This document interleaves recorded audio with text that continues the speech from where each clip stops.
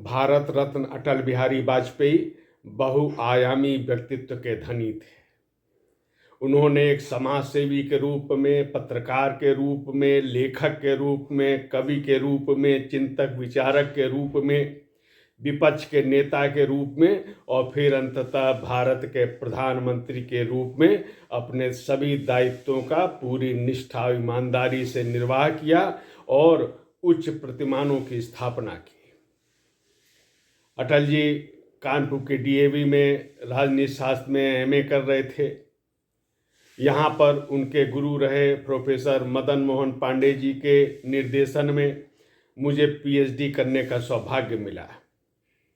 Professor Pandey अक्सर उन संस्मरणों को याद करते थे जब अटल जी उनके विद्यार्थी हुआ करते थे, और उन्होंने बताया हमको कि अटल जी एक होनहार विद्यार्थी थे और ये भी कि वो सुबह और शाम संघ की शाखा में भी जाया करते थे, समाज का कार्य भी करते थे। इसके बावजूद नियमित क्लास में आना और एक अच्छे विद्यार्थी के रूप में उन्होंने अपने इस दायित्व का भी निर्वाह किया।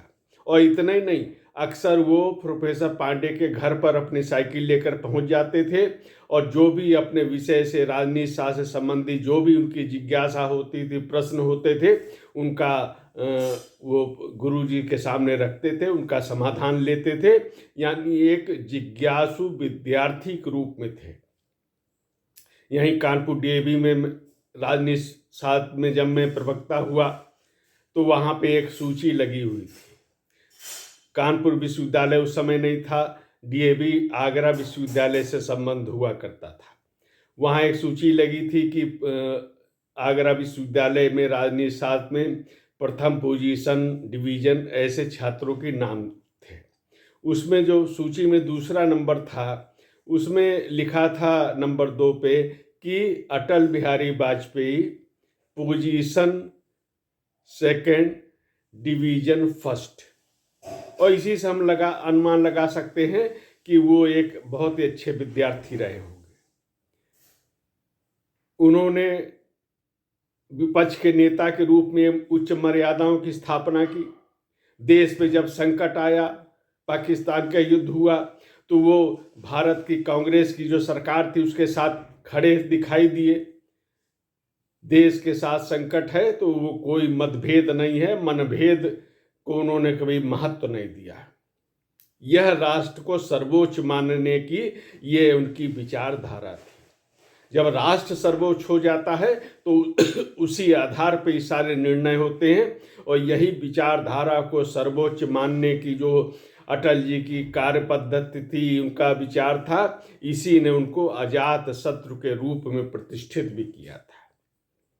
कांग्रेस की फिर एक सरकार होती है, वो अपने विदेश जाने वाले प्रतिनिधि मंडल में अटल बिहारी वाजपेयी को भेजती थी, और ये विश्वास था उनको कि अटल जी ये इस समय भारतीय जनता पार्टी के नेता के रूप में नहीं बल्कि देश का प्रतिनिधित्व करने जा रहे हैं, तो देश हित में जो होगा वही विदेश में जाके बोलेंगे। जरा आज के विपक्षी नेताओं की जरा तुलना कर लीजिए कि किस स्तर पे राजनीति आ गई है। ये फर्क मुश्किल हो गया है कि कौन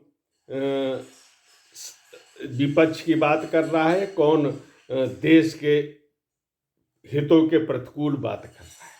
सरकार का विरोध कई बार राष्ट्र का विरोध बन जाता है। ऐसे लोगों को अटल जी के व्यक्तित्व कृतित्व से प्रेरणा लेनी चाहिए। आज भी उनके विचार प्रासंगिक है। अधिकतर पूरा जीवन में करीब 6 दशक अटल जी के विपक्ष में बीते। जब वो राजनीति में आए तो ये कल्पना ही नहीं होती थी कि जनसंघ भारतीय जनता पार्टी सत्ता में आएगी, लेकिन समाज के हित में अनवरत चलते रहे। जब भारतीय जनता पार्टी की स्थापना हुई तो अटल जी ने कहा था कि अंधेरा हटेगा, सूरज खिलेगा, कमल खिलेगा। तो और ये भी कहा था कि वो 300 कमल देख रहे हैं।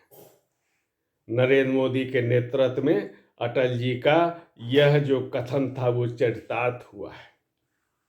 देश में पहली बार सुशासन के आधार पर सरकार का संचालन करने का श्रेय अटल जी को दिया जा सकता है। निस्वार्थ भाव से देश सेवा में लगे रहे, बेदाग दामन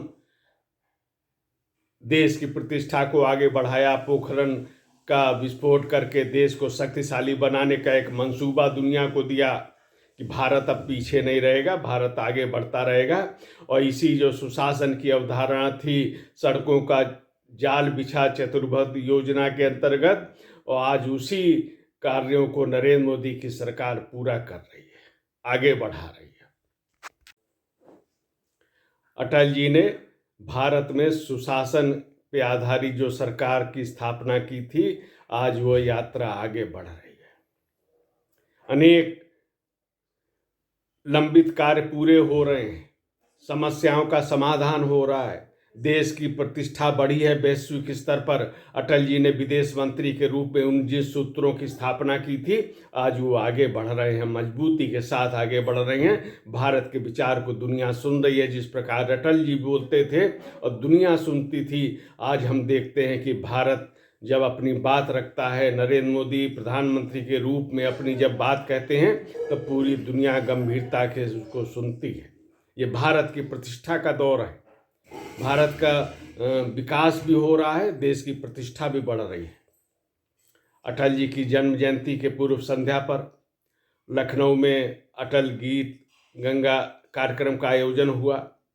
मुख्यमंत्री योगी आदित्यनाथ ने 2018 से लेकर प्रतिवर्ष इस आयोजन के लिए उप मुख्यमंत्री ब्रजेश पाठक का धन्यवाद किया, आभार व्यक्त किया। और उन्होंने भी यही कहा कि अटल बिहारी वाजपेयी एक आजाद शत्रु के रूप में हमारे सामने प्रेरणा का देने का कार्य करते रहेंगे। सरकार केंद्र की, राज्यों की जो भाजपा की सरकारें हैं, अटल जी के सुशासन के विचार से प्रेरणा लेकर जनसेवा में लगी हुई हैं। विकास के साथ साथ देश का सांस्कृतिक चेतना का जागरण हो रहा है। उन्होंने ये भी कहा कि 2024 में अटल जी की जन्म शताब्दी वर्ष होगा, और ये संयोग है कि इसी वर्ष की शुरुआत में 22 जनवरी को श्री राम मंदिर की प्राण प्रतिष्ठा हो रही है अयोध्या जी में। और इस प्रकार जो देश को मजबूत बनाने का एक संकल्प है, देश की सांस्कृतिक चेतना, सांस्कृतिक विरासत से गौरव लेकर आगे बढ़ने की जो संकल्प है, ये यात्रा आगे बढ़ रही है। भारत विकसित हो रहा है, भारत आत्मनिर्भर हो रहा है, सुशासन के उच्च प्रतिमान स्थापित करने की दिशा में सरकारें आगे बढ़ रही हैं।